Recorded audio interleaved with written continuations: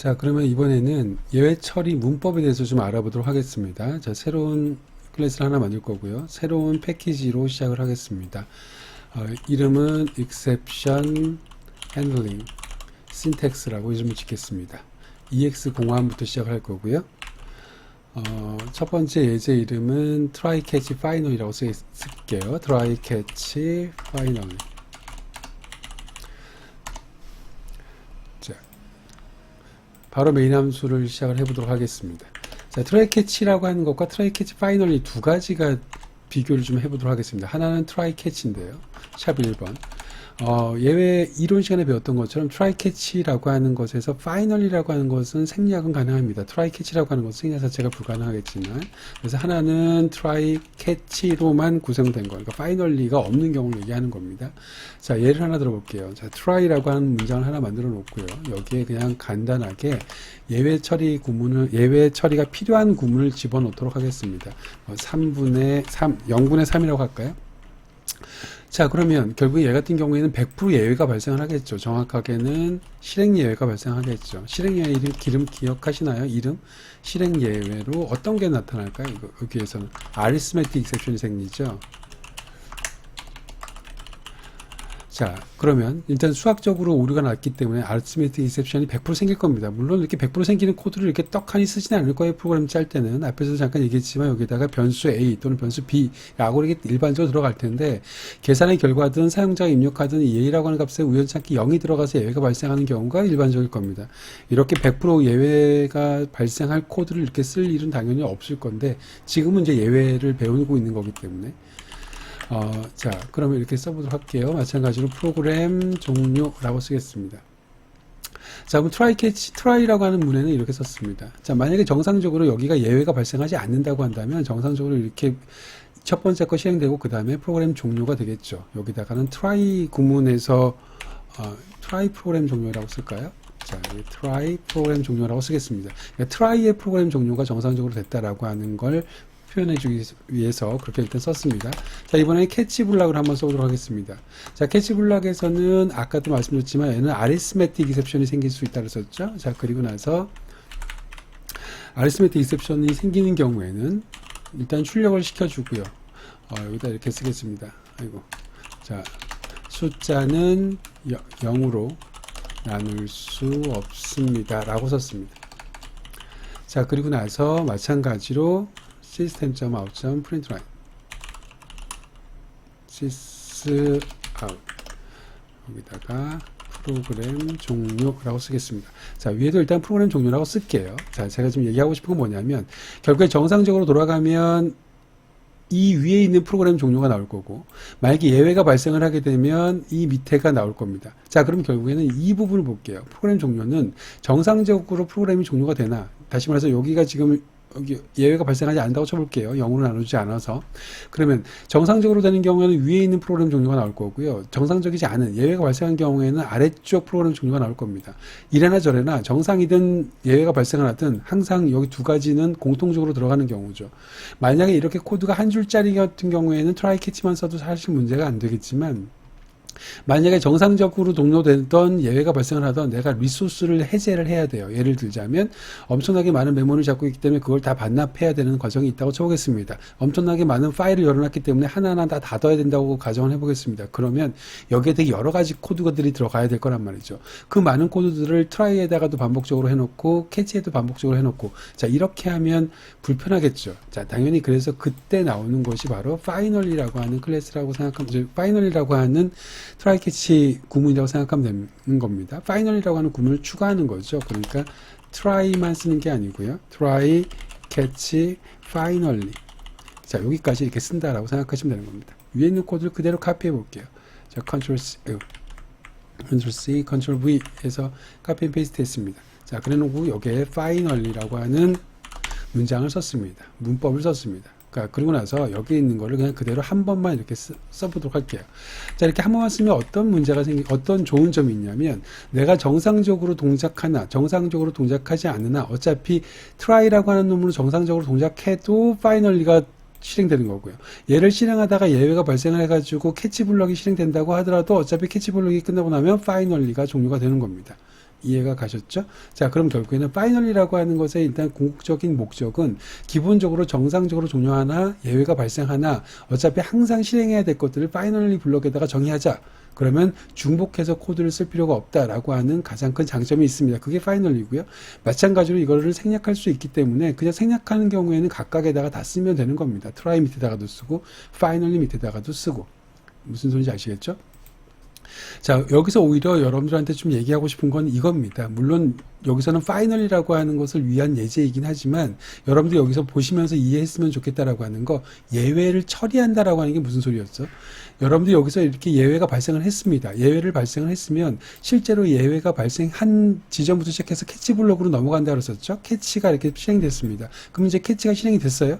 만약에 내가 트라이 캐치라고 하는 놈으로 감싸놨지 않으면, 다시 말해서 예외 처리를 해놓지 않았으면 이 시점에서 그냥 프로그램은 종료될 거란 말이죠. 그럼 여러분들은 예외 처리를 해준 겁니다. 이게 예외 처리를 해준 겁니다. 자, 예외 처리라고 하는 게 뭡니까? 예외 처리라고 하는 것은 예외했을 때 나는 이렇게 할 거야 라고만 정의해 주는 겁니다. 심지어 만약에 여러분들 여기 있는 걸 다 지웠다고 가정해 볼게요. 이렇게. 얘도 예외 처리한 겁니다. 얘는 예외가 발생할 때 나는 아무것도 안 할 거야 라고 정확하게 처리해 준 겁니다. 이해가 가셨어요?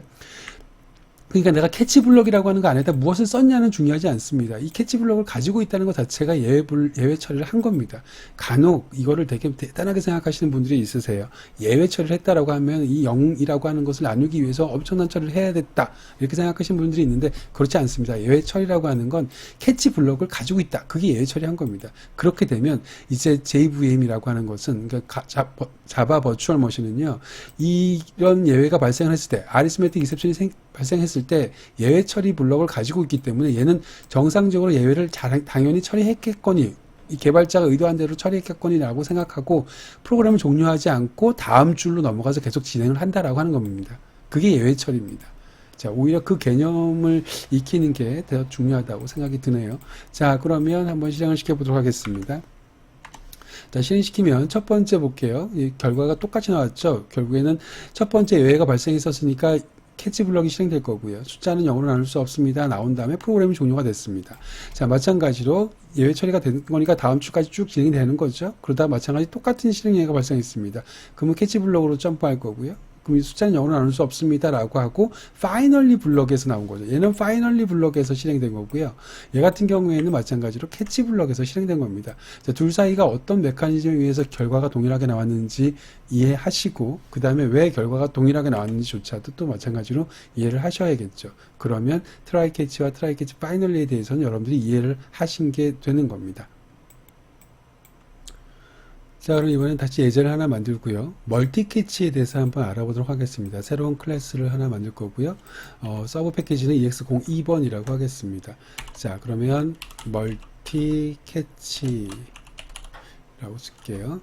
멀티 캐치 언더바 1, 2, 3, 4 이렇게 순서로 가겠습니다. C도 대문자로 쓸게요. 자, 멀티 캐치라고 하고요. 똑같이 메인 함수부터 시작을 하도록 하겠습니다. 자, 그럼 첫 번째로 단일 캐치문을 한번 해보도록 하겠습니다. 앞에서 배운 게 단일 캐치문이죠. 트라이 캐치가 하나씩 있는 거라고 생각하면 되는 겁니다. 자, 단일 트라이 캐치입니다. 자, 그러면 앞에서 썼던 예제를 그대로 그냥 카피해서 쓰도록 하겠습니다. 여기 있는 try catch finally를 한번 써볼까요? try catch finally. 자, 이걸 그대로 카피해 가지고요. 여기다 한번 넣어보도록 하겠습니다. 자, 그럼 보세요. 지금 시스템 아웃점 프린트 라인이라고 하는 것은 3으로 나누면 반드시 100%지면 예외가 발생하는 케이스가 될 거고요. 얘는 캐치 블럭을 반드시 실행할 거고, 이거 실행한 다음에 파이널리가 왜 결과적으로 나오는지에 대해서는 문법적으로 설명을 드렸습니다. 자, 그럼 이 상태에서요, 다른 또 코드를 하나 쓸 겁니다. 자, 똑같은 거 그대로 카피해서 아래쪽에다가 이번에는 시스템 아웃점 프린트 라인 이걸 실행 예외를 쓰는 거 대신에요. 여기다 쓰는 거 대신에 숫자로 한번 바꿔보도록 할게요. 자, 이렇게 써볼까요? int number는 여러분들 앞에서 배우셨죠? 실행예에서 integer.parseInt. 자, integer.parseInt 하고 나서 여기다가 10a 뭐 이렇게 써볼까요? 자, 그럼 마찬가지로 얘 같은 경우에는 실행예외인데 그 실행예외 중에서 어떤 예외죠? number format exception이죠. 넘버 포맷 익셉션이라고 하는 건 뭐였었습니까? 숫자로 바꾸다가 에러가 나는 거죠. 그러니까 못 바꾸는 거죠. 숫자로 바꿔야 되는데 숫자로 못 바꾸는 거. 그래서 하시면서 얘 같은 경우는 넘버 포맷 익셉션이 되겠죠. 자, 그럼 마찬가지로 여기서는 내용이 바뀌겠네요. 숫자는 0으로 나눌 수 있습니다가 아니라 숫자로 바꿀 수 없습니다 정도가 되겠네요. 숫자로 바꿀 수 없습니다 라고 하겠습니다. 그리고 프로그램 종료입니다. 자, 그럼 지금 단일 캐치문으로 여러분들은 단일 트라이 캐치문으로 두 개의 트라이 캐치문을 썼습니다. 결국에는 실제 여러분들이 쓴 코드는 딱 두 줄입니다. 자, 이런 코드를 하나 썼고요. 이런 코드를 하나 썼습니다. 그런데 이런 코드 때문에 어떤 게 필요하냐면 이 캐치 구문이 필요한 거고요. 예외 처리 구문이 필요한 거고요. 여기 있는 이 구문 때문에 이런 트라이 캐치 구문이 필요했단 말이죠. 자, 그러면 결국엔 이렇게 비교하지 말고, 그러니까 이렇게 따로따로 구분하지 말고, 멀티 트라이 캐치라고 하는 거, 다중 트라이 캐치라고 하는 건 뭐냐면 지금 서로 다른 예외가 발생하는 거잖아요. 얘는 아리스메틱 익셉션에 대해서, 얘는 넘버 포맷 익셉션에 대해서 예외가 발생할 수 있는 코드란 말이죠. 그러면 내가 얘네들 코드를 두 개를 섞었다고 치면 결국에는 이 두 개의 코드에서 발생할 수 있는 예외는 두 가지 종류가 될 거란 말이죠. 그럼 나는 이 두 개의 코드를 묶은 다음에 캐치 블럭을 서로 구분해서 그냥 하나로 표현하자. 그게 바로 멀티 캐치입니다. 자, 오히려 여러분들이 코드를 짜놓고 나면 아주 명확하니까요. 코드를 한번 짜고 보도록 하겠습니다. 자, 2번입니다. 여기다 짤게요. 샵 2번. 자, 다중 트라이 캐치라고 쓸게요. 트라이 캐치. 자, 다중 트라이 캐치라고 하는 것은 캐치 구문이 여러 개가 있다고 생각하면 되는 겁니다. 자, 일단 트라이라고 쓰고요. 위에 있는 거 그냥 그대로 쓸게요. 자, 보세요. 첫 번째 줄은 제가 어디서 카피하는지 보십시오. 아이고. 자, 보세요. 여기다가 이렇게 썼습니다. 그럼 얘 같은 경우는 어떤 예외를 처리해야 되겠죠? 이 예외를 처리해 줘야 됩니다. 캐치 아리스메틱 이셉션이라고 얘 예외를 처리해 줘야 돼요. 왜냐하면 이거 자체에서 지금 아리스메틱 이셉션이라고 하는 것이 발생할 수 있으니까. 자, 마찬가지로 이번에는 여기 있는 구문을 썼습니다. 여기 있는 구문을 썼다는 소리는 이제 여기 트라이 안에 들어가 있는 예외에서 아리스메틱 익셉션이라고 하는 것도 발생할 수 있지만 이번에는 넘버 포맷 익셉션이라고 하는 것도 발생할 수 있다는 거죠. 그럼 이 캐치문도 집어넣어 주겠다는 소리입니다. 그럼 쉽게 얘기하면 지금은 당연히 여기 있는 첫 번째 거에 무조건 예외가 발생하니까 무조건 아리스메틱 익셉션만 생기겠지만 제가 만약에 여기 있는 놈들이 모른다고 쳐볼게요. 여기가 어떨 때는 정상적인 값이 들어가고 어떨 때는 정상적이지 않은 값이 들어간다고 치면 만약에 첫 번째 거에 걸리면 이 캐치 구문이 실행될 거고 두 번째 거가 걸리면 이 캐치 구문이 실행될 거고 만약에 아무것도 걸리지 않으면 예외가 발생하지 않으면 그냥 트라이만 결과적으로 나올 거다라고 하는 겁니다. 이해가 가셨죠? 자, 파이널리는 마찬가지로 두 개를 쓸 수가 없습니다. 파이널리는 항상 하나만 쓸 수 있습니다. 결국에는 캐치 구문만 이렇게 여러 개, 두 개든 세 개든 네 개든 쭉 들어갈 수 있는 거, 그걸 가지고 우리는 트라이 캐치라고 하는 겁니다. 여러분들 if, else if, else if, else if 마지막에 else 기억나시죠? 자, 그거는 똑같습니다. else가 여러 개 들어올 수 없죠. if가 여러 개 들어올 수 없습니다. 여러 개 들어올 수 있는 건 else if, else if, else if란 말이죠. 그거에 해당되는 것이 바로 캐치 구문이라고 생각하시면 되는 겁니다. 이해가 가셨나요? 그러면 결국에 얘 같은 경우는 어떻게 되는 겁니까? 위쪽에서 썼던 코드, 여기 이렇게 두 개로 나누어서 썼던 코드를 하나의 트라이 캐치문으로 모두가 다 표현할 수 있었었죠. 이게 바로 다중 트라이 캐치 구문입니다. 자, 한번 실행시켜 보도록 하겠습니다. 실행. 자, 그럼 첫 번째 거부터 쭉 보도록 할까요? 결과를. 자, 그러면 첫 번째 거는 처음에는 무조건 여기서 이제 걸리죠. 여기서 걸렸으니까 0으로 나눌 수 없습니다. 라고 하고 파이널리 실행될 거고요. 두 번째 트라이에서는 숫자로 바꿀 수 없습니다. 예외 무조건 발생할 테니까 프로그램 종료됐습니다. 여기까지 나간 거고요. 자, 다중 트라이 캐치에서는 지금 두 줄의 코드가 있는데 여기도 마찬가지로 첫 번째 줄에서 무조건 예외가 발생할 거잖아요. 그러니까 첫 번째 캐치 부분만 실행되고 파이널리가 종료됐을 겁니다. 그래서 첫 번째 거니까 숫자는 0으로 나눌 수 없습니다. 라고 하는 캐치 구문이 실행되고 프로그램 종료됐습니다. 만약에 여러분들이 여기다가 이렇게 안 쓰고요. 여기는 순서를 썼다고 쳐보겠습니다. 하지만 해서 여기 위에 거랑 밑에 거랑 순서를 바꿔 쓰게 되면 이렇게 바꿔 쓰게 되면 이번에는 거꾸로 나오겠죠. 결과가 숫자로 바꿀 수 없습니다. 여기 위에서 먼저 걸릴 테니까 무슨 소리인지 아시겠습니까? 아니면 Ctrl X, Ctrl V 한 다음에 얘가 정상적인 코드로 실행이 됐어요. 이제는 아리스메틱 익셉션이 안 생겼습니다. 이렇게 되어지면 자, 그럼 그 상태에서는 이거 좀 오히려 헷갈리네요. 자, 보세요. 실행시켜 보도록 하겠습니다. 실행시키면 이제 첫 번째 줄에서는 오류가 안 나잖아요. 그렇죠? 첫 번째 줄에서는 오류가 안 나니까 두 번째 줄에서 예외가 발생할 거고요. 그러면 넘버 포맷 익셉션이 발생할 테니까 숫자를 바꿀 수 없습니다. 라고 하는 것이 나오고 프로그램 종료가 될 겁니다. 자, 이해하셨죠? 자, 문법적으로 여러분들 여기서 이것만 기억하시면 됩니다. 캐치 블럭은 100개고 1000개고 들어갈 수 있다. 트라이는 하나만 진행할 수 있고 마찬가지로 파이널리도 하나만 들어갈 수 있다. 최대. 자, 그러면 여기 안에 있는 트라이 블럭이라고 하는 것이 예외가 발생할 수 있는 블럭인데 여기서 어떤 예외가 발생하느냐에 따라서 어떤 캐치 블럭이 실행되느냐가 결정이 되어진다. 라고 하는 거. 이해하셨죠? 자, 마지막으로 한 가지 더 얘기할게요. 캐치 블럭은요, 반드시 하나만 실행할 수 있습니다. 2개, 3개씩 실행하는 게 아니라요. 가장 먼저 발생하는 예외를 처리할 수 있는 캐치 블럭 하나가 실행된다. 그것만 꼭 기억해 주시기 바랍니다. 자, 그럼 이번에는 멀티 캐치로 두 번째 걸 한번 또 짜보도록 하겠습니다. 새로운 클래스를 하나 만들 거고요. 멀티 캐치 블록이라고 하고요. 이번엔 언더바 2번이라고 짜겠습니다. 자, 여기 하위 패키지 이름은 EX03번이라고 만들게요. 자, 메인 함수를 추가할 거고요. 앞에서 여러분들이 마지막에 했던 다중 캐치라고 하는 이 구문을 그대로 카피해서 가지고 오겠습니다. 캐치 1에서 짰던 거. 자, 그러면 캐치 1에서 짰던 걸 그대로 가지고 왔습니다. 다중 캐치입니다. 캐치가 지금 2개인 경우입니다. 자, 그러면 이렇게 해도 상관없었죠? 이렇게 2개의 예외가 발생했을 때는 각각에 따라서 캐치 블럭을 추가할 수 있다고 말씀드렸습니다. 자, 그런데 캐치 블럭의 순서가 잘못된 경우입니다. 자, 이게 무슨 소리냐면, 자, 보세요. 여기에서는 지금 아리스메틱 익셉션이라고 하는 것이 발생을 하게 되면 첫 번째 블럭으로 가겠죠. 자, 지금 여기 자꾸 이렇게 숫자가 100% 예외가 되는 거니까 두 번째 거는 발생을 안 할 것 같이 보여서 실제로 또 그럴 거니까 제가 여기를 이렇게 지운다고 가정해 볼게요. 그럼 여기서는 발생할 수도 있고 발생하지 않을 수도 있습니다. 발생할 수도 있고 발생하지 않을 수도 있습니다. 다만 지금 여기에서는 아리스메틱 익셉션이 발생할 수 있으니까 첫 번째 거는 무조건 할 거고요. 두 번째 거에서 만약에 발생을 하게 되면 두 번째 넘버 포맷 익셉션으로 갈 거란 말이죠. 캐치 블럭이 2개 있으니까 각각 그 어떤 예외가 발생하냐에 따라서 각각이 실행이 될 거란 말이에요. 자, 그런데 만약에 제가 이렇게 썼습니다. 자, 익셉션이라고 썼어요. 익셉션이라고 하는 것의 의미는 뭐죠? 익셉션이라고 하는 것은 말 그대로 예외입니다. 여러분 상속 구조를 기억하고 있는지 모르겠지만 상속 구조에서 스로블이라고 하는 클래스를 상속해서 익셉션이라고 하는 클래스가 나왔고요. 그 익셉션이라고 하는 클래스를 상속해서 런타임 익셉션이라고 하는 것이 나왔습니다. 일단 중요한 건 이 익셉션이라고 하는 것을 상속받아서 나온 것들이 무슨 아리스메틱 익셉션이니, 물론 런타임 익셉션도 마찬가지고 런타임 익셉션 밑에 아리스메틱 익셉션이라고 하는 것이 있고, 여기에 뭐 인터럽티드 익셉션이라고 하는 것이 있고, 기타 등등 여러분들이 지금 배우고 있는 체크드 익셉션, 언체크드 익셉션이 모두 다 익셉션의 자식 클래스입니다. 그 얘기는 바꿔 얘기하면 여러분들이 배우는 모든 익셉션들은 다 익셉션이다 라고 얘기할 수 있겠네요. 무슨 소리인지 아시겠죠? 자, 그러면 이제 문제가 뭐냐면 이겁니다. 여기 지금 밑에 밑줄이 거져 있다고요. 에러가 났단 말이죠. 왜 에러가 나는지를 보도록 하겠습니다. 자, 그럼 보세요.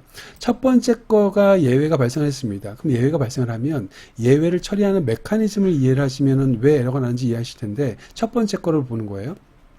자, 여기서 지금 아리스메틱 익셉션이 발생했습니다. 그러면 그걸 처리할 수 있는 캐치 블록을 찾아가는데, 이때 중요한 거, 캐치 블록은 항상 위에서부터 확인한다고 말씀드렸습니다. 항상 위에서부터 먼저 확인합니다. 그러면 익셉션이라고 하는 것은 모든 예외의 상위 클래스니까 바꿔 얘기하면 여기서 무슨 예외가 발생하든지 간에 항상 첫 번째 거가 처리하겠네요. 왜냐하면 여기에 별의별 여러분들이 한 번쯤 들어왔던 모든 익셉션들은 다 이 익셉션에 속할 테니까 당연히 얘가 다 처리할 거란 말이죠. 그 얘기는 이 다음 줄로 넘어갈 일이 없죠. 두 번째 거가 실행될 일이 없습니다. 이 첫 번째 거가 두 번째 거를 포함하고 있는 형태이기 때문에 어차피 넘버 포맷 익셉션이라고 하는 것이 발생한다고 하더라도 첫 번째 놈이 처리할 거예요. 왜냐하면 항상 캐치 블록을 위에서부터 확인하기 때문에, 마치 if, else if에서도 그 else if라고 하는 것들을 첫 번째부터 확인하잖아요. 뒤에부터 확인하지 않는단 말이죠. 위에서부터 무조건 순차적으로 확인을 해요. 그러니까 여기도 마찬가지로 캐치 블록을 그렇게 확인하기 때문에 심지어 넘버 포맷 익셉션이 발생했을 때도 불구하고 그때도 여기가 호출된단 말이죠. 위에서부터 일단 받을 수 있는 캐치 블록이니까 얘가 호출된단 말이죠. 이해가 가셨어요? 그러면 어떤 일이 벌어집니까? 여기 있는 밑에 있는 코드는 절대로 실행하지 않을 거잖아요. 그렇죠? 절대 실행할 수가 없습니다. 그래서 여기 지금 뭐라고 나오냐면 unreachable code catch block이라고 나옵니다. 절대 여기까지 도달할 수가 없습니다. 이 exception이라고 하는 것이 있기 때문에. 그래서 문법적으로 에러가 발생하는 겁니다. 자, 그럼 결국에는 얘 같은 경우는 불가능한 코드가 되는 거죠. 이해가 가셨죠? 자, 그럼 이건 주석 처리하도록 하겠습니다. 아이고. 자, 주석 처리할 거고요. 자, 그럼 어떻게 하면 될까요? 이걸 해결하기 위한 방안, 그러니까 정상적인 캐치 블럭의 올바른 순서라고 할게요. 올바른 순서라고 할게요. 자, 그러면 나머지 있는 코드에서 위에서 지금 발생했던 예제를 어떻게 하면 없앨 수 있을까요? 자, 방법은 하나입니다. 여러분들이 지금 원리를 이해하셨다면, 왜 에러가 나는지를 정확하게 이해하셨다고 한다면 순서만 바꾸면 되겠죠. 그럼 예를 들어서 아리스메틱 이셉션이라고 하는 놈은 처리하기 위해서 첫 번째 블럭으로 가요. 얘가 아리스메틱 이셉션을 처리할 수 있습니까? 못하죠. 그럼 어디로 갑니까? 그 다음 블럭으로 갑니다. 그래서 그 이셉션에서 처리를 하겠죠. 자, 반면에 넘버 포맷 이셉션 같은 경우에는 첫 번째 처리를 하러 가요. 발생했을 때. 그럼 당연히 처리할 수 있죠. 그럼 다음 블럭으로 안 가겠죠. 바꿔 얘기하면 이 이셉션이라고 하는 건 if, else, if의 else에 관련된 해당되는 놈이라고 생각하면 되는 겁니다. 나머지 다 위에 있는 캐치 블럭에서 처리 못하는 거 내가 다 할게. 나는 다 받을 수 있으니까 그런 의미라고 생각하시면 되는 겁니다. 제가 트라이 캐치 설명하면서 계속 if, else, if 구문을 자꾸 얘기하는데요. 실제로 동작하는 메커니즘이 상당히 유사합니다. 그걸 잘 생각하시면서 이해하시면 이해에 좀 도움이 될 거라고 생각이 들어요. 자, 그럼 이번에는 멀티캐치의 마지막 예제를 좀 보도록 하겠습니다. 클래스를 하나 만들 거고요. 자, 마찬가지로 이번에는 멀티캐치의 세 번째라고 이름을 짓겠습니다. 메인 함수를 만들 거고요. 앞에 있는 예제를 그냥 그대로 처리하겠습니다. 첫 번째 뭐 할 거냐면요. 일단은 자, 캐치 블럭을 각각 처리한 경우. 자, 이게 무슨 소리냐면 앞에서 여러분들이 요거 잠깐만요. 그 패키지 이름을 좀 분리하도록 하겠습니다. 패키지 하나를 만들어서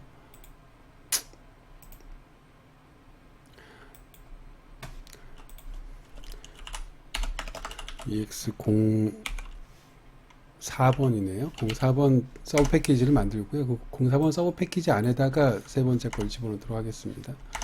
자, 아무튼 그러면 지금 세 번째에서요. 앞에서 했던 두 번째 블럭에서 썼던 코드를 그냥 그대로 쓸게요. 파이널리는 그냥 쓰지 않고요. 트라이 캐치까지만 써보도록 하겠습니다.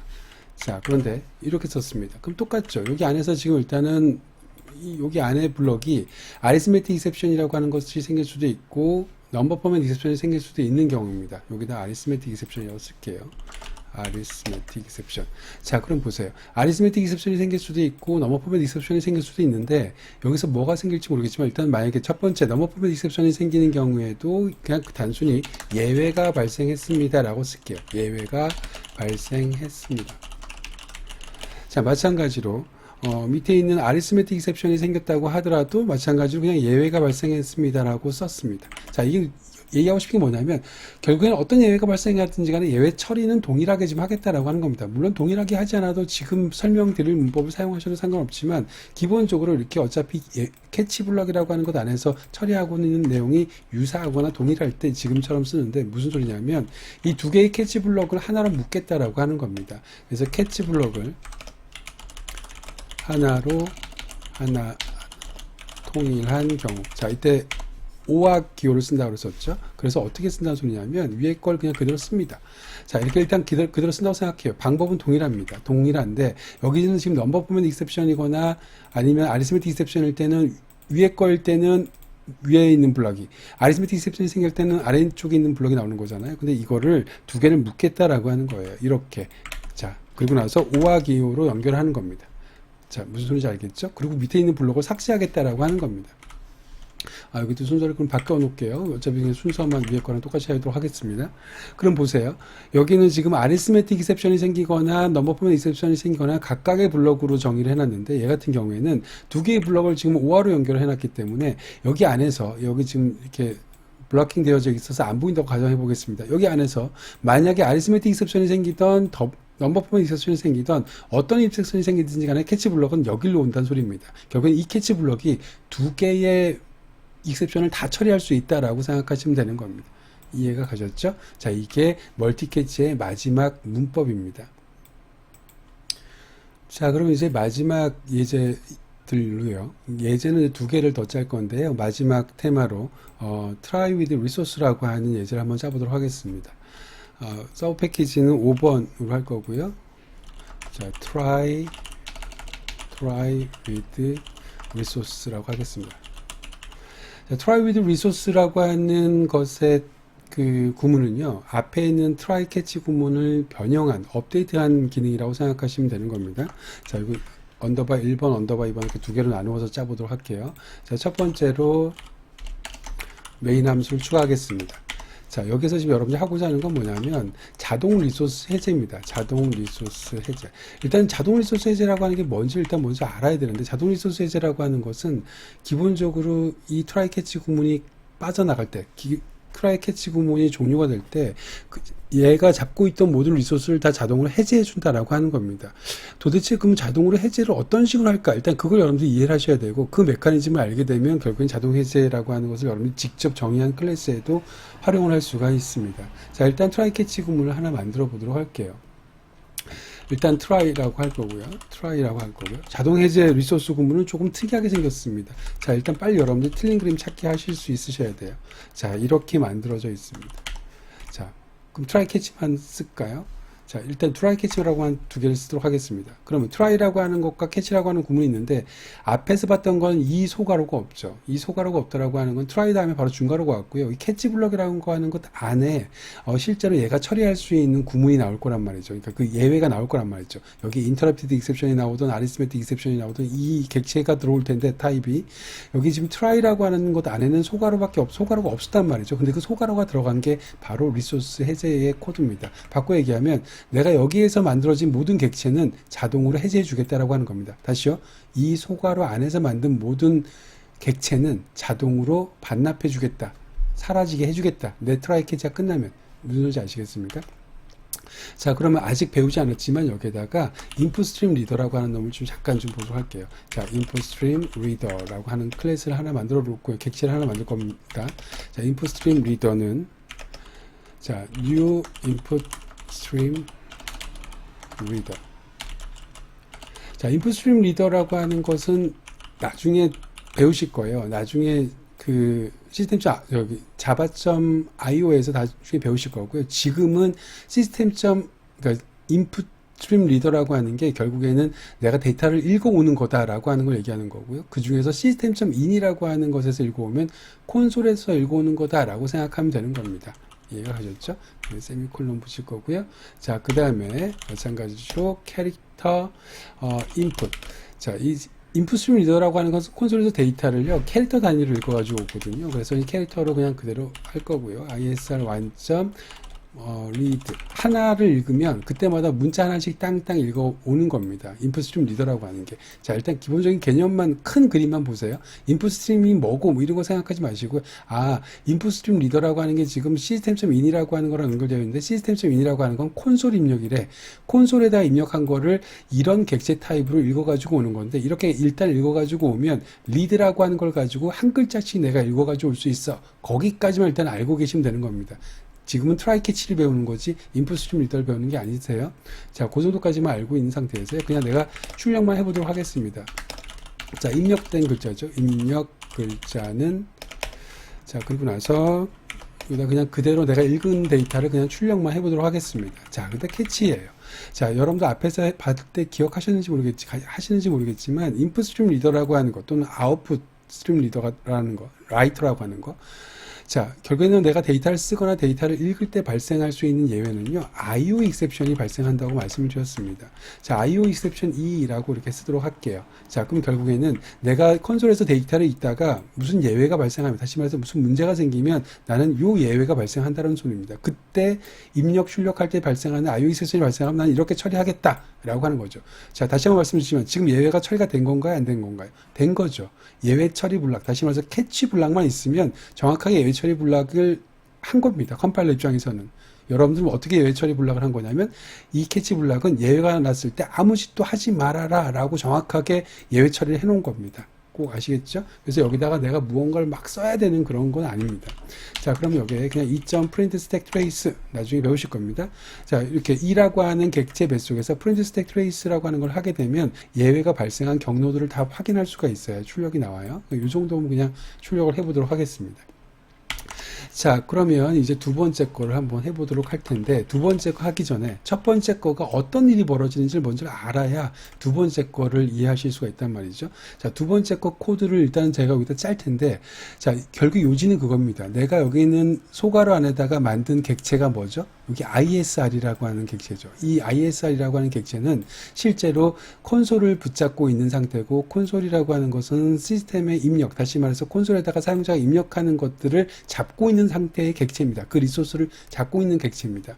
그런데 이 ISR이라고 하는 것이 여기 상태에서 딱 그 트라이 캐치가 끝나면 그 ISR이라고 하는 것이 객체를 아예 없애요. 메모리에서 없앤다고 생각하시면 되는 겁니다. 자, 메모리에서 어떻게 없애는지는 뒤에 있는 코드에서 배우실 거고요. 일단 메모리에서 없애버려요. 결국에는 ISR이라는 객체가 결국에는 흰 메모리를 가리키고 있을 거잖아요. 흰 메모리에 어떤 객체가 있을 거고 그걸 가리키고 있을 텐데 그 객체를 아예 없애버린다고요. 그 객체에 지금 시스템.in이라고 하는 것이 연결되어 있기 때문에 여기 안에 있기 때문에 결국에는 콘솔에다 입력하고 있는 기능을 읽어드리는 그런 기능을 수행하고 있는 객체인데 그 객체를 없애버린다고요. 자, 그럼 보세요. 이거를 예전에 이게 지금 자동 리소스, try with resource라고 하는 자동 리소스 해제 try 캐치 구문을 갖고 작성한 건데 이 구문을 그대로 과거의 방법대로 한번 써보도록 하겠습니다. 자, 그러면 과거의 방법이라고 하는 건 기본적으로 수동 리소스 해제라고 해볼까요? 수동 리소스 해제라고 이름을 쓰도록 하겠습니다. 자, 그럼 어떻게 써야 되냐면 그때는 소괄호가 하는 게 소괄호가 아예 없죠. 그럼 소괄호가 없으니까 이 소괄호는 아예 문법적으로 존재하지 않았습니다. 그럼 이렇게 만들어질 거란 말이죠. 무슨 소리인지 아시겠습니까? 자, 그러고 나서 여기다가 물론 리소스 해제는 트라이가 정상적으로 종료를 해도 리소스를 해제해야 되고 캐치 블럭이 만들어져도 리소스를 해제해야 되니까 어차피 리소스 해제라고 하는 걸 직접 해줘야 될 때는 내가 트라이 안에다가도 써줘야 되고 캐치 안에다가도 써줘야 되는 상황이란 말이죠. 근데 그걸 줄이기 위해서 파이널리를 쓴 거잖아요. 그래서 여기다가 파이널이라고 쓰겠습니다. 자, 파이널이라고 쓰고 여기다가 이제 리소스 해제를 쓸 거예요. 자, 리소스 해제 구문입니다. 자, 그러면 이제 좀 화면으로 할 거고요. 자, 리소스 해제 구문이라고 하는 건 뭐예요? ISR이라고 하는 것을 지금 없애는 거라고 말씀드렸잖아요. 자, 그럼 여기 ISR이라고 하는 것이 이 중괄호 안에서 만들어지면 파이널리 중괄호 안에서 못 쓰니까 요걸 바깥으로 빼겠습니다. 왜 빼는지 설명 안 드려도 되죠? 자, 여기다가 이렇게 널이라고 할 거고요. 널로 초기화하고 널이라고 하는 건 지금 객체 만들기 전이다. 그래서 아무것도 가리키고 있지 않다라고 하는 거고 트라이 블록 안에서 객체를 만들어서 여기다 집어넣어줬습니다. 자, 이해 가셨을 거고요. 그럼 이제 ISR이라고 하는 걸 여기서도 쓸 수 있을 거란 말이죠. 파이널이라고 하는 블록 안에서. 자, 그럼 여기 ISR이라고 하는 것은요. if 만약에 얘가 널이 아니면 그럼 다시 말해서 객체를 아직 살아있으면 파이널 블록으로 안 돼도 객체가 아직 살아있으면 ISR 완점. 자, 이게 되게 중요한 겁니다. 클로즈라고 하는 것을 호출합니다. 클로즈로 호출한다는 소리는 결국에는 이게 바로 리소스를 해제한다는 소리입니다.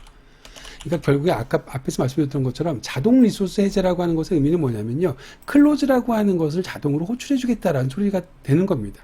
이해 가셨습니까? 여기에 왜 밑줄이 그어져 있냐면 클로즈라고 하는 것 자체도 IO exception을 또 처리해 줘야 돼요. 자, 그래서 이번에는 조금 다른 방법을 써보도록 하겠습니다. 보세요. 클로즈에다가 손을 가까이 가지고 가고요. 여기 surround with try catch라고 하는 거 있죠? 자, 그걸 클릭해 보도록 하겠습니다. 그럼 자동으로 이 클로즈라고 하는 것이 IO exception이 생길 수 있는 코드이기 때문에 그 코드가 자동으로 try catch 구문으로 감싸져요. 자, 결국에는 이 코드가 리소스 해제 코드가 되는 겁니다. 무슨 소리인지 아시겠죠? 여기다 쓸게요. 그러면 파이널리 안에서 했던 구문 이거 다시요. 파이널리 안에서 했던 구문 이게 결국에는 try resource라고 하는 요 try with resource라고 하는 이 코드에서 자동으로 해줬던 코드입니다. 결국에는 얘는 수동 리소스 할 때는 내가 파이널리로 이렇게 직접 써줘야 됐었는데 얘는 그냥 그런 파이널리 기능 없이 여기 지금 클로즈 한다는 기능 없잖아요. 당연히 여기 안에 뭐 try catch로 감싸거나 이런 기능 하나도 없잖아요. 자, 없지만 내가 여기 소괄호 안에다가 try with resource라고 하는 문법을 가지고 소괄호 안에서 객체를 생성하게 되면 이 try catch를 빠져나가는 순간에 지금 이 박스 안에 있는 짓을 자동으로 해준다고요. 그래서 실제로 이쪽으로 딱 넘어가는 순간에 ISR 객체는 이미 사라진 상태입니다. 이해가 가셨습니까? 사라진 상태입니다. 그래서 두 번째 줄에서는 이제 여기 두 번째 줄을 사용하는 시점에서는 ISR이라고 하는 것은 이미 벌써 사용할 수 없는 상태가 됐다라고 생각하시면 되는 겁니다. 여기 물론 지금 ISR1이라고 하는 것은 문법적으로 분리가 되어져 있는데 요거를 2로 바꿀게요. 위에 거랑 헷갈리지 않게 2로 바꾸겠습니다. 자, 그럼 보세요.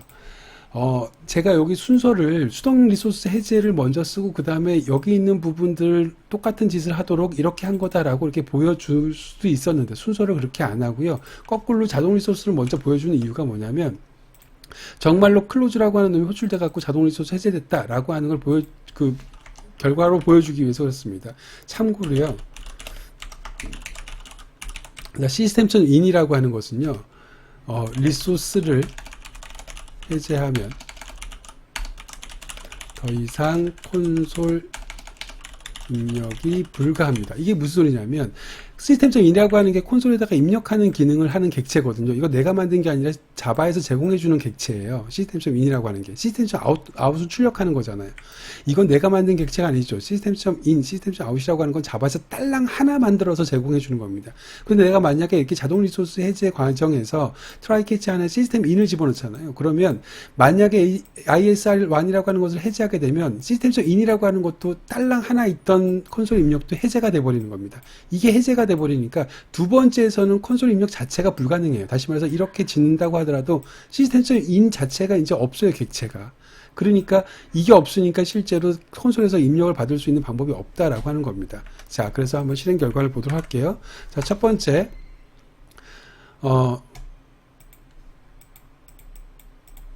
잠깐만요. 실행이 안 되네요. 속도가 너무 늦었네요. 아직 돌고 있습니다. 좀 버벅거리긴 하는데 잠깐 자 보도록 할게요. 콘솔을 좀 아래쪽으로 했습니다. 컴퓨터가 잠깐 좀 버벅거려 가지고요. 다시 한번 실행을 시켜 보도록 하겠습니다. 자 그럼 여기 지금 터미네이트라고 안 나오죠. 터미네이트라고 안 나오고요. 지금 대기하고 있는 겁니다. 여기 물론 데이터를 입력받을 때는 뭐 데이터를 입력하세요 이런 시스템.out 프린트 라인 같은 것들을 좀 써줘야지 사용자가 알겠죠. 자 여기다 제가 A라고 한번 써볼게요. 알파벳 A라고 쓰고 엔터를 땅 쳤습니다. 엔터를 땅 치는 순간에 지금 에러가 났습니다. 두 번째 거에는 에러가 났어요. 왜 에러가 났냐면 첫 번째 거에는 A라고 하는 입력을 받았습니다. 여기 A라는 입력 받았습니다. 인풋 안에 들어갔죠. 그리고 입력 글자 A라고 하는 것이 출력이 됐습니다. 자 그리고 나서 정상적으로 잘 끝낸 것처럼 보여요. 그런데 두 번째 거에 왜 오류가 났냐면 여기 스트링 클로즈라고 하는 거 보이죠? 스트림이 지금 닫혔대요. IO 익셉션이 발생한 겁니다. 왜 IO 익셉션이 발생했냐면 아까 시스템.in이라고 하는 것이 자동 반납돼 버렸거든요. 리소스로 객체가 사라져 버렸습니다. 그러니까 그 객체를 이용해서 내가 인풋 스트림 리더라고 하는 놈을 딱 만든 다음에 값을 읽으려고 하니까 read라고 하는 놈은 IO exception이라고 하는 처리를 해줘야 된다고 말씀드렸잖아요. 그런데 이미 벌써 얘가 없기 때문에 값을 읽을 수가 없어요. 그래서 IO exception 자체가 불가능하단 말이죠. 그래서 예외가 발생한 겁니다. 결국엔 여러분들한테 얘기하고 싶은 건 첫 번째 거에 지금 close라고 하는 명령이 결국에는 리소스를 반납하는 메서드라고 말씀을 드렸는데 여기 close라고 하는 게 첫 번째 거에는 어딜 봐도 close가 없지만 끝난 다음에 바로 close가 호출됐나 보다. 그러니까 시스템.in이 날아갔지. 그러니까 여기에서 IO 익셉션이 발생했지. 그걸 지금 보여주기 위해서 순서를 좀 거꾸로 말씀드린 것 뿐입니다. 자, 다시 한번 정리하면 자동 리소스 해제라고 하는 것은 트라이 안에 있는 소괄원에다가 만들어진 객체를 트라이 캐치 구문이 끝나는 시점에서 이 객체에 클로즈를 호출한다 라고 말씀을 드렸고 결국엔 그 클로즈라고 하는 놈을 호출한다를 조금 자세하게 말씀드리면 그 객체가 아직 널이 아닌 경우에는 그 객체 뱃속에 있는 클로즈를 호출한다 라고 하는 게 결국에는 자동 리소스 해제라고 하는 것이 하는 일 다예요. 그러니까 이 부분의 코드를 간결하게 해주는 문법이다. 그게 바로 자동 리소스 해제에 대한 코드입니다. 그러면 이제 마지막 예제로요. 트라이 캐치 리소스라고 하는 것에 실제 저희가 클래스를 직접 만들어서 트라이 캐치 리소스, with 리소스를 한번 써보도록 할게요. 자, try with resource 언더바 E라고 하겠습니다. 자, 클래스 하나만 직접 만들어 볼게요. 자, 클래스 A라고 하는 클래스가 있습니다. 자, 클래스 안에는요, 일단 string이라고 하는 코드가 있습니다. 그 string이라고 하는 것 안에 resource라고 하는 string을 하나 넣었다고 쳐보겠습니다. 자, 그리고 생성자에서요, 똑같이 마찬가지로 resource라고 하는 생성자를 매개 변수를 받는 생성자를 하나 만들어 놓고, 여기 안에서는 this.resource라고 하는 것에다가 내가 매개 변수로 받은 그냥 resource를 그냥 그대로 집어넣기만 해보도록 하겠습니다. 그럼 이 생성자가 하는 일은 그냥 매개 변수, 필드 값 초기화하기 위한 값을 받는 거죠. 자, ABC라고 하는 메서드를 하나 만들 건데요.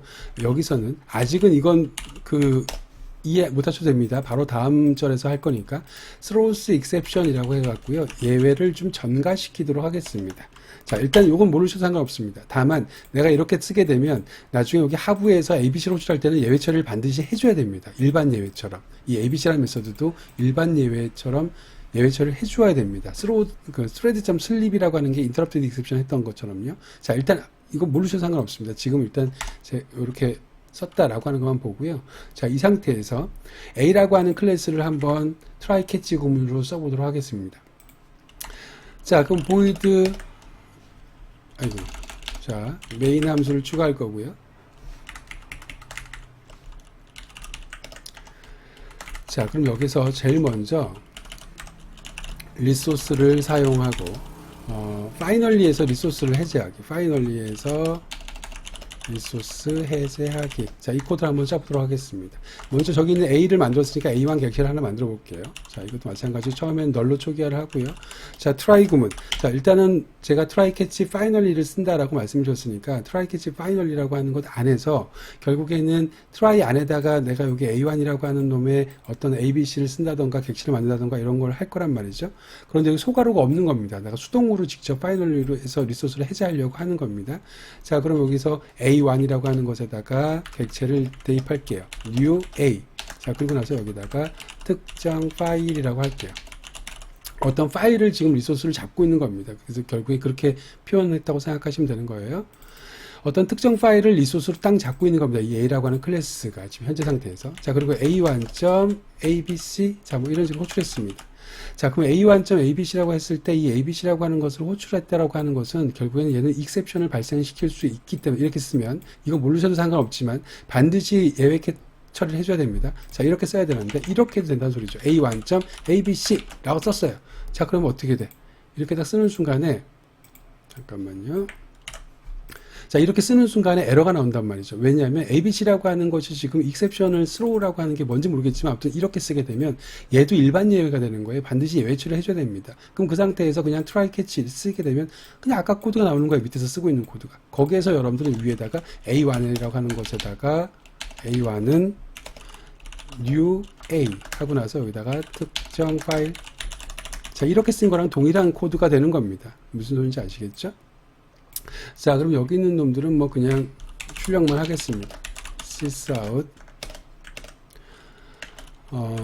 예외 처리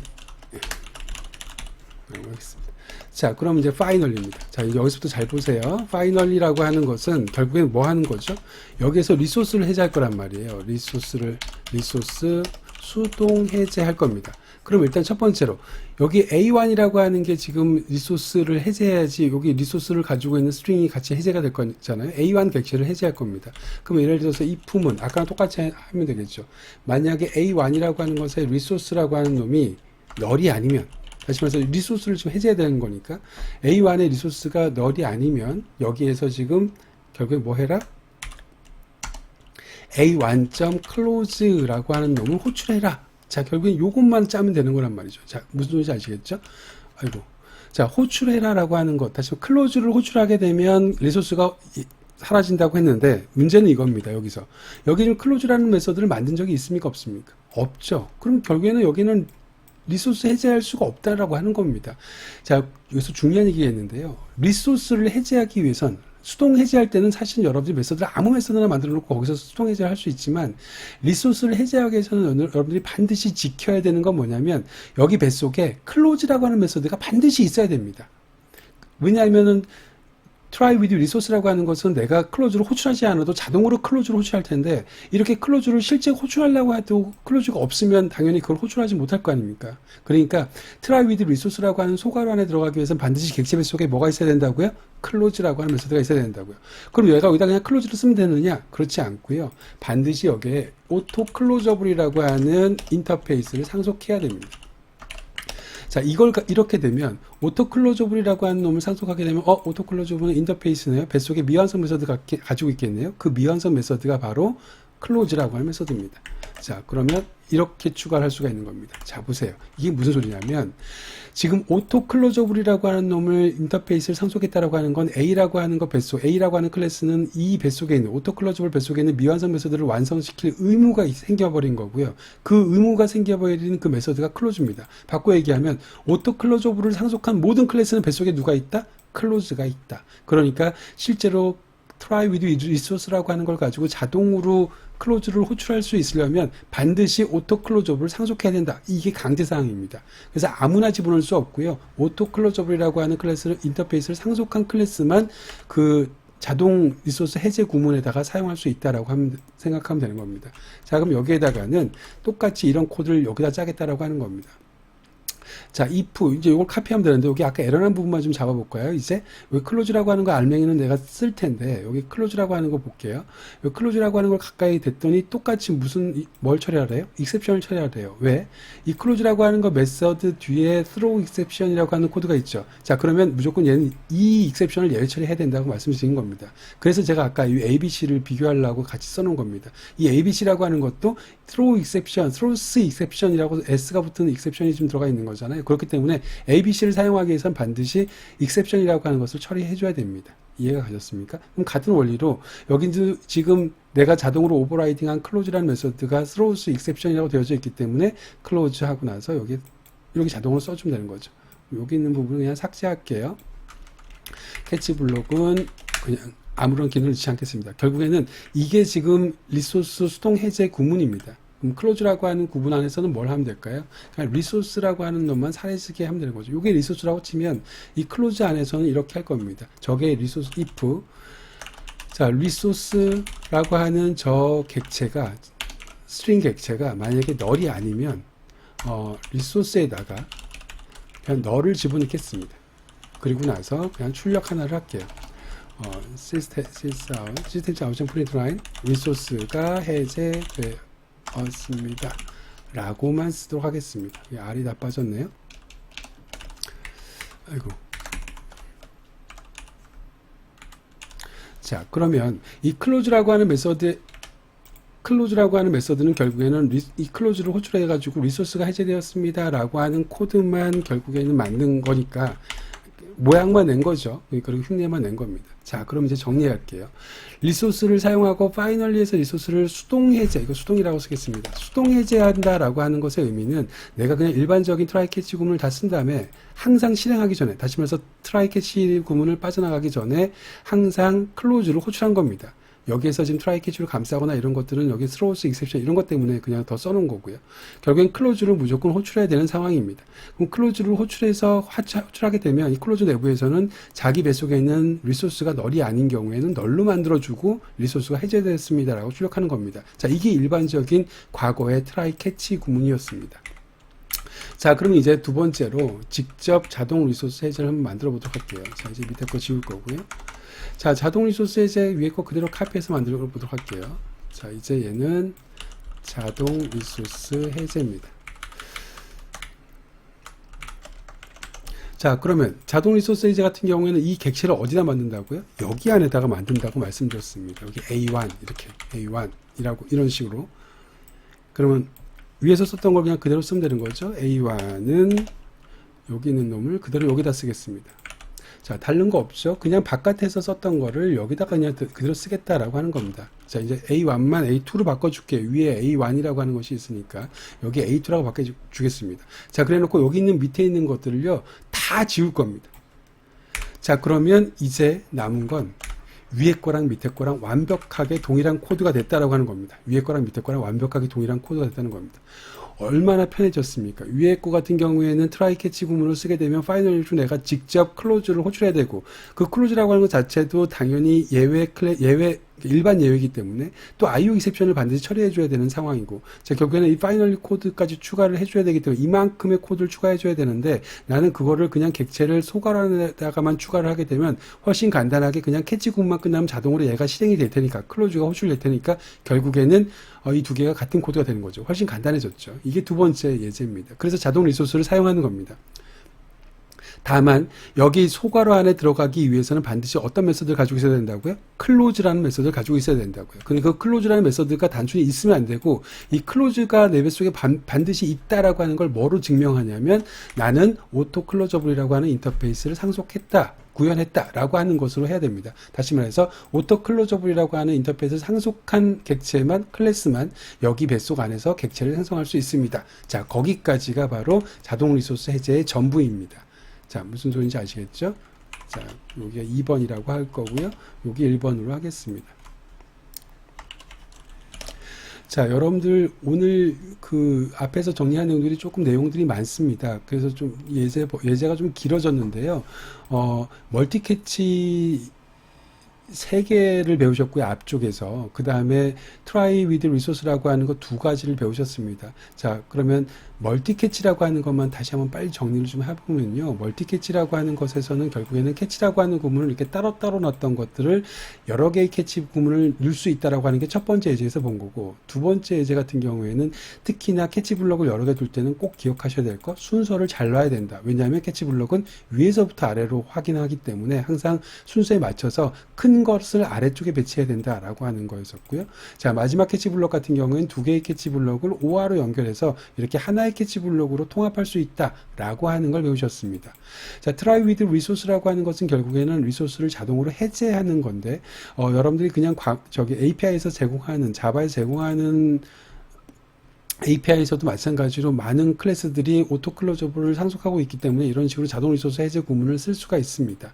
그래서 system.in이라고 하는 것, 콘솔 입력이라고 하는 것을 아직은 자세히 모르지만 결국에는 여기서 클로즈라고 하는 것이 호출됐으니까 내가 그 다음번에 쓸 수 없구나 라고 하는 것을 코드로 잠깐 보여드렸고요. 가장 오토 리소스 자동 리소스 해제를 하는 try with resource라고 하는 구문을 이해하기 좋은 건 이 마지막 예제죠. 내가 A라는 클래스를 만들었을 때 A라는 클래스를 자동 리소스 해제하기 위해서는 반드시 오토 클로저블을 상속해야 되고, 그런 뱃속에 클로즈라고 하는 놈이 호출될 테니까 여기 안에다 여러분들이 리소스 해제 코드만 집어넣어 주면 이제 자동 리소스 해제 구문 안에다 집어넣을 수 있다라고 하는 거죠. 이렇게 되면 내가 이 트라이 캐치가 끝날 때 주절주절 클로즈를 호출하기 위한 주렁주렁의 코드를 쓸 필요 없이 자동으로 그냥 여기 있는 파이널리 안에 있는 이 모든 기능들이 자동으로 추가가 된다, 실행이 된다라고 하는 겁니다. 자, 그럼 여러분들이 이번 시간에 트라이 캐치 구문에 대해서 배웠습니다. 다음 시간에는 앞에서 잠깐 봤던 이런 예외를 던지는, 전가한다라고 하는데 전가하는 방법에 대해서 좀 알아보도록 하겠습니다. 수고하셨습니다.